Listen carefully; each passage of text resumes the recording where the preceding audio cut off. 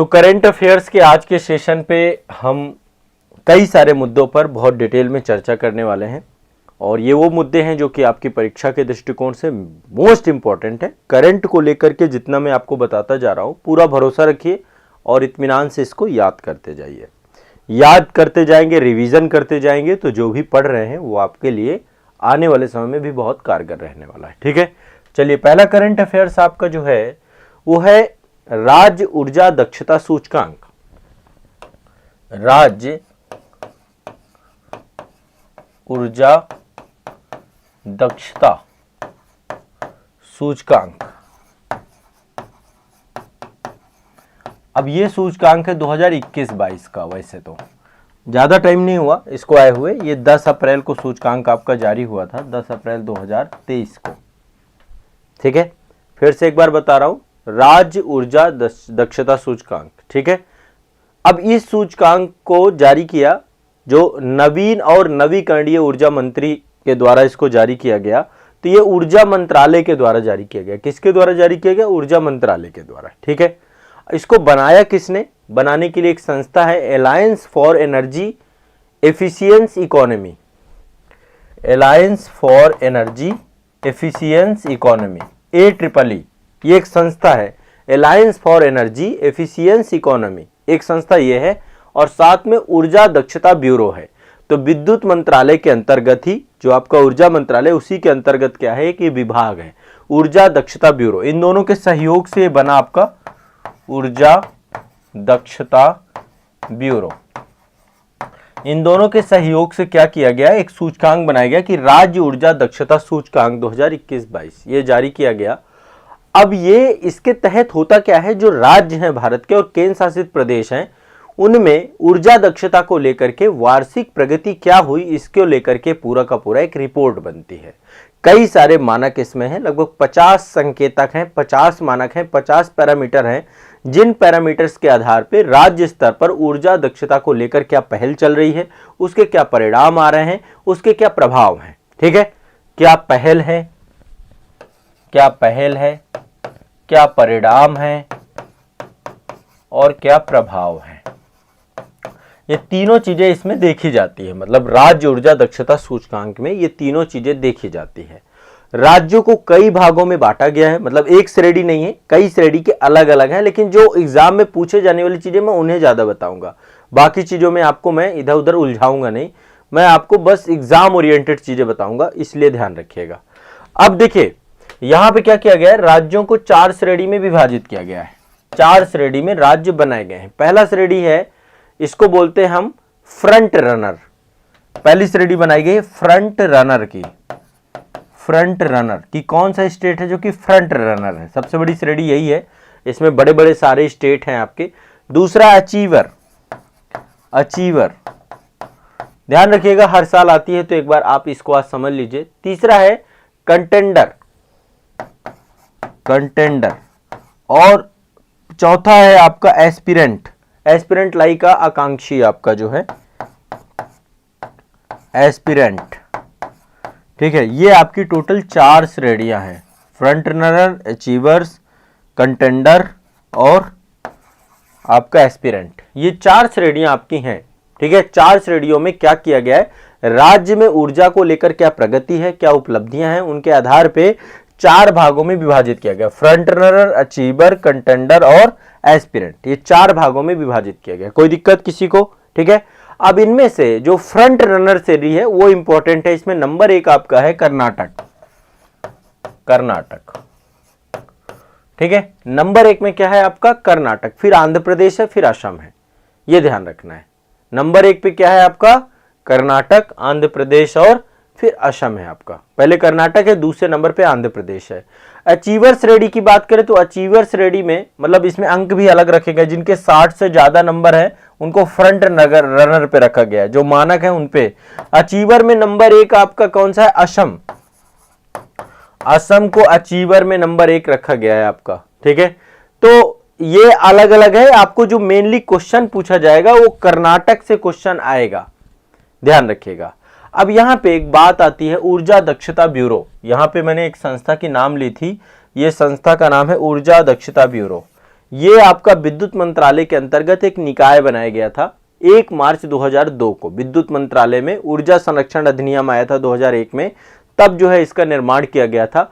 उद्देश्य यही है इसका कि जो इंडियन इकोनॉमी है ना, इंडियन इकोनॉमी में जो एनर्जी को लेकर के है कि एनर्जी का बहुत ज्यादा, मतलब इकोनॉमी को हम इस तरीके से बनाएं कि बहुत ज्यादा एनर्जी लगे ना, कम एनर्जी पे हम ज्यादा अर्थव्यवस्था को क्या कर सके, बूस्ट कर सके।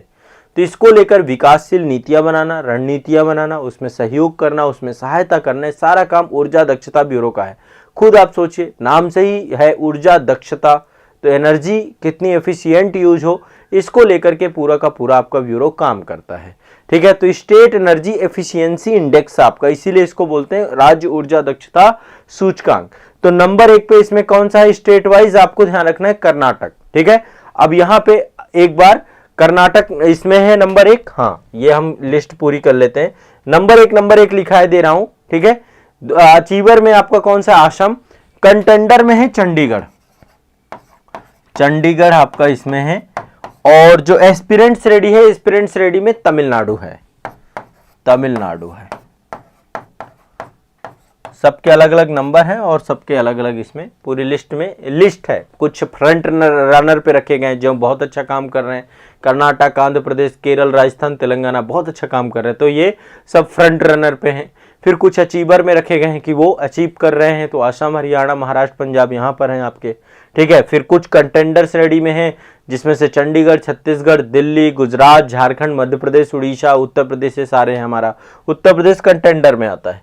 और एस्पिरेंट्स रेडी में फिर बहुत सारे स्टेट हैं, तमिलनाडु, पश्चिम बंगाल, बिहार, उत्तराखंड, हिमाचल प्रदेश, गोवा, जम्मू कश्मीर, ये सब आपके एस्पिरेंट्स रेडी में आते हैं। तो ये आपको याद रखने हैं राज्य ऊर्जा दक्षता सूचकांक। मुझे लगता है क्लियर हो गया होगा सभी का, सभी क्लियर हो गया। हाँ, अभी आगे डिस्कस करते हैं, इस पे आते हैं। चलिए अगला, तो उत्तर प्रदेश कंटेंडर्स रेडी में है, इसको लेकर कोई दिक्कत तो नहीं भाई अपना। हाँ, आगे बढ़ते हैं। नेक्स्ट, ये राज्य ऊर्जा दक्षता हो गया। ये आप देख पा रहे होंगे बड़ा शानदार खूबसूरत सा नज़ारा, और ये नज़ारा है चाय बागान का। ठीक है, चाय बागान है, कांगड़ा चाय है। कौन सी चाय है, कांगड़ा चाय। आप लोगों ने एक मेरा वीडियो देखा है, वैसे चाय वाला वीडियो मेरा अभी आया नहीं है, वो जल्द ही भारत दर्शन का पब्लिश होगा। वो मैंने मुन्नार से आपका कवर किया। मुन्नार आपका केरल में पड़ता है, तो वहाँ पे भी बहुत बड़े स्तर पे टी प्लांटेशन है। तो मैंने टी प्लांटेशन भी वहाँ पे पढ़ाया है, समझाया है, और साथ ही मैंने वहाँ पे टी फैक्ट्रीज होती हैं, जो मतलब बड़ी बड़ी वहाँ पे टाटा ने लगा रखा है, रिपल ने लगा रखा है, ऐसी ऐसी कंपनियाँ लगी हुई हैं ना, तो वो मैं वहाँ से आपको बहुत सारी चीज़ें दिखाऊंगा, कैसे चाय बनती है, वो सारी चीज़ें है ना। तो कांगड़ा चाय जो है आपकी हिमाचल प्रदेश की चाय है, और ये भारतीय उत्पाद है। इसको यूरोपीय आयोग ने, है ना, यूरोपीय यूनियन का यूरोपीय आयोग ने इसका क्या किया है, एक संरक्षित भौगोलिक संकेतक का दर्जा दिया है। ये बात है 22 मार्च 2023 की। 22 मार्च 2023 को यूरोपीय आयोग के द्वारा क्या किया गया है कि इसको भारतीय एक जीआई टैग दिया गया है। क्या दिया गया, यूरोपीय आयोग ने इसको जीआई टैग दिया है। जीआई टैग किसने दिया, यूरोपीय आयोग ने। यूरोपीय आयोग ने, वैसे तो जीआई टैग भारत सरकार देती है, लेकिन यूरोपीय आयोग के द्वारा अंतरराष्ट्रीय स्तर पर इसको एक क्या किया गया, जीआई टैग दिया गया, भौगोलिक संकेतक का दर्जा प्रदान किया गया है। किसको दिया गया, कांगड़ा चाय को। तो हिमाचल प्रदेश के कांगड़ा जिले में उगाई जाती है। कांगड़ा के बारे में आप जानते हैं। कांगड़ा चाय को 2005 में भारत सरकार के द्वारा जीआई टैग दिया गया था। अब इसको अंतरराष्ट्रीय स्तर पे जो है जीआई टैग मिला है यूरोपीय आयोग के द्वारा। एक ये ध्यान रखिएगा, ठीक है। दूसरी इंपॉर्टेंस न्यूज ये है, अभी देखिए हाल ही में जीआई टैग्स की संख्या मतलब अचानक से लगभग 31 मार्च 2023 को नए बहुत सारे जीआई टैग आपके दिए गए। लगभग 33 नए उत्पादों को जीआई टैग दिया गया। नए उत्पादों को 31 मार्च 2023 को 33 नए उत्पादों को जीआई टैग दिया गया। ठीक है, जीआई टैग आप सभी जानते हैं, भौगोलिक संकेतक का मतलब यह है कि किसी स्थान पर कोई वस्तु वहां पे विशेष रूप से जो है उसकी पैदावार हो रही है या कोई आपका हस्तशिल्प है ना, तो उसी को उस स्थान के नाम पे उसका पंजीकरण किया जाता है। पंजीकरण करने के लिए एक कानून बना हुआ है, वस्तुओं के भौगोलिक संकेतक अधिनियम 1999। ठीक है, एक पूरा पंजीकरण का रेगुलेशन एक्ट है आपका, वस्तुओं के भौगोलिक संकेतक पंजीकरण और संरक्षण अधिनियम 1999। इस अधिनियम के तहत ही जो है किसी भी स्थान विशेष पे या तो प्राकृतिक तौर पे पैदा की जाने वाली या तो कृत्रिम तौर पे उसको बनाई जाने वाली, कुछ भी हो सकता है, कोई भोजन भी हो सकता है, कोई भी जो है आपकी प्राकृतिक वनस्पतियां या कोई भी उत्पाद हो सकता है, तो भौगोलिक संकेतक दिया जाता है आपका। अभी जो है 31 मार्च 2023 को, मतलब 31 मार्च 2023 को 33 नए उत्पादों को क्या किया गया आपका, जीआई टैग दिया किसने, उद्योग संवर्धन और आंतरिक व्यापार विभाग, इसको बोलते हैं DPIIT, ये संस्था है। ठीक है, ये संस्था है उद्योग संवर्धन और आंतरिक व्यापार विभाग, इस विभाग के द्वारा दिया गया आपका। क्लियर है ना सभी को? तो जीआई टैग 33 नए उत्पादों को मिला है। उत्तर प्रदेश के कई सारे उत्पाद, 10 उत्पाद हमारे उत्तर प्रदेश के हैं। एक तो बनारस का पान है, मैं ऐसे नाम ले रहा हूं, मैं पूरे लिखवा नहीं सकता हूं, आप एक बार सर्च करके लिख लेना, मैं नाम ले रहा हूं। उत्तर प्रदेश में बनारस का पान, दूसरा रामनगर भाटा, रामनगर का भाटा जानते हैं ना, बैगन है ना।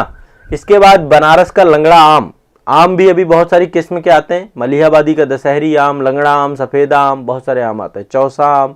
तो बनारस का लंगड़ा आम, इसको भी जो है जीआई टैग दिया गया है। हाथरस की हींग, इसको भी दिया गया। आप लिखना चाहो तो लिख भी सकते हो, बट मैं बहुत फास्ट बोल रहा हूं।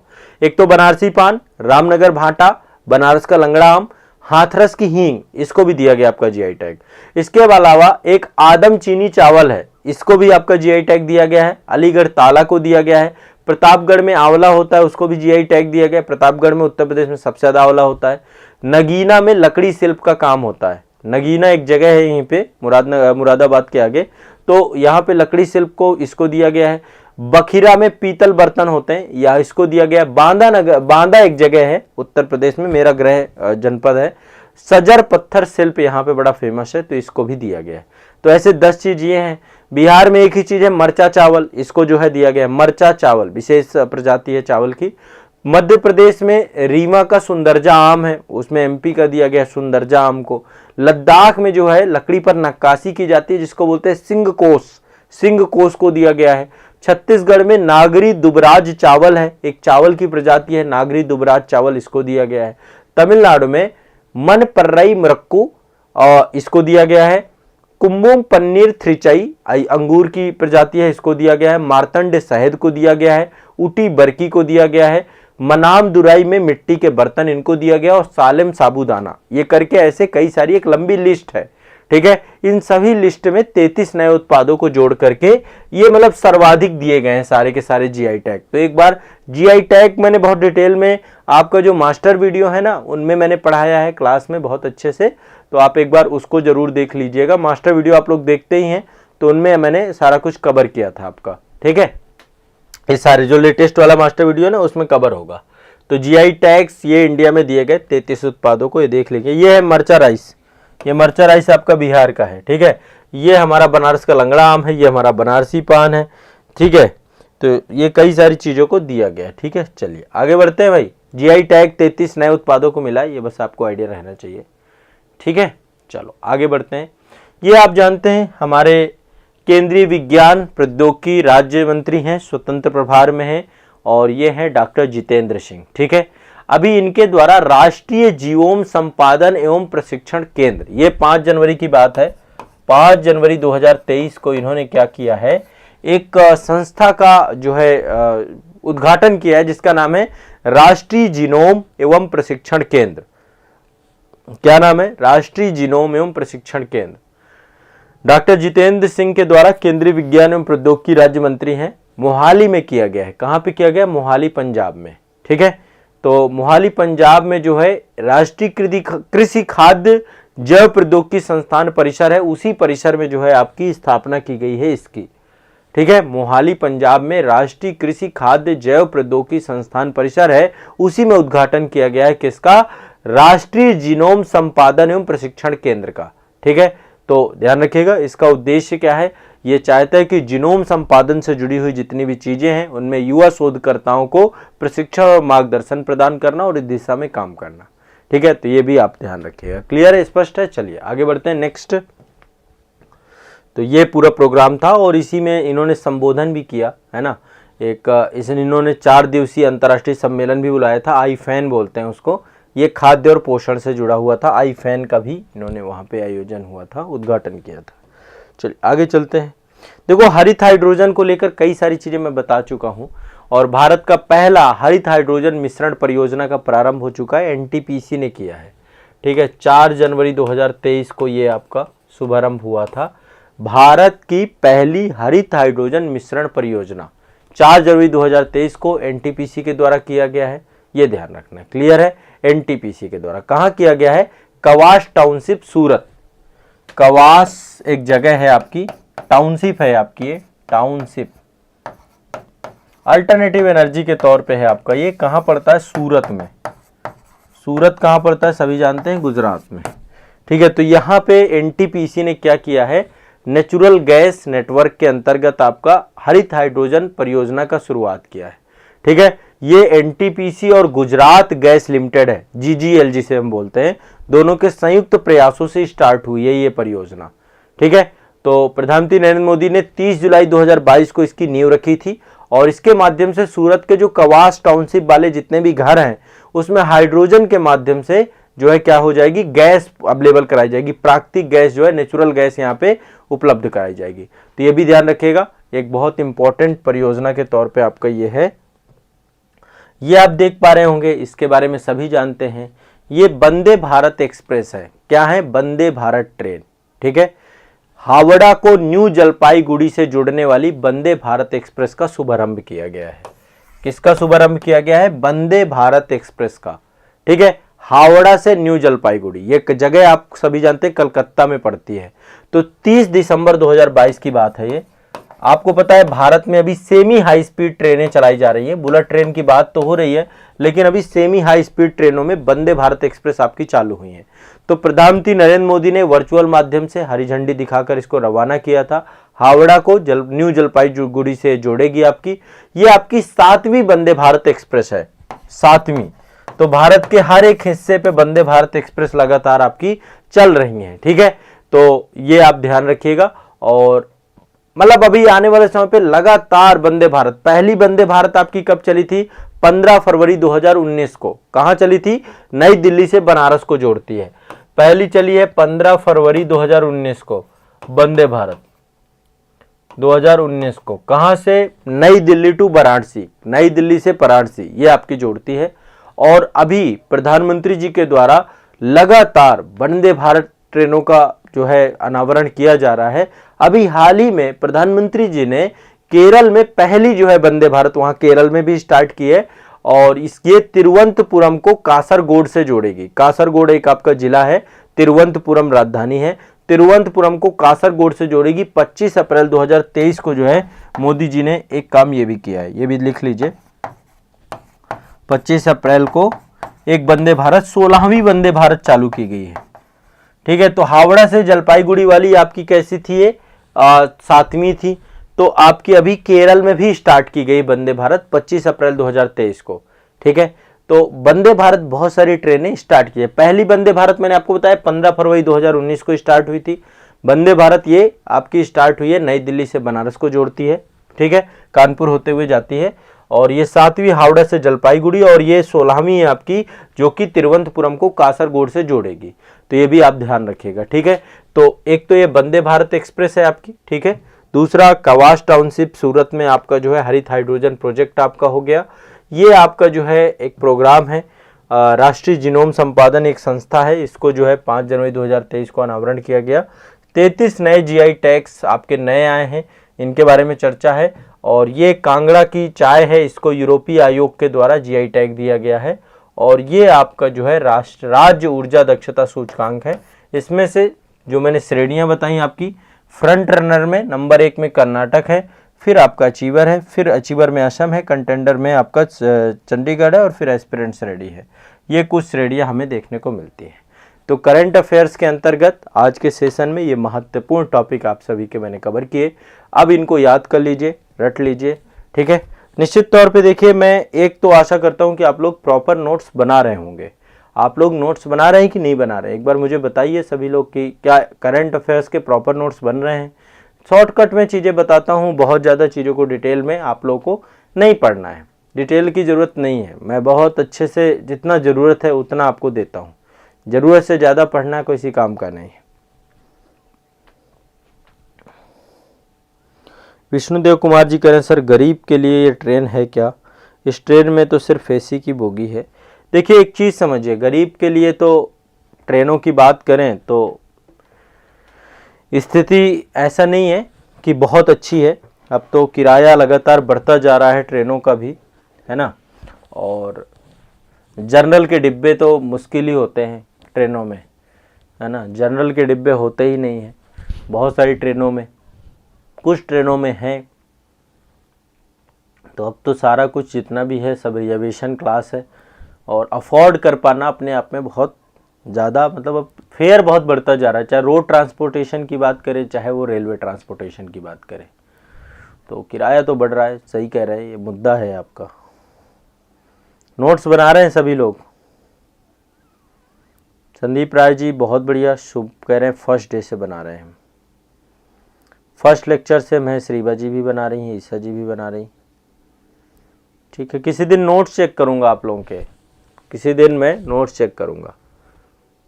नोट्स आप लोग के टेलीग्राम में मंगवाऊंगा, तो नोट्स का पीडीएफ बना के रखना।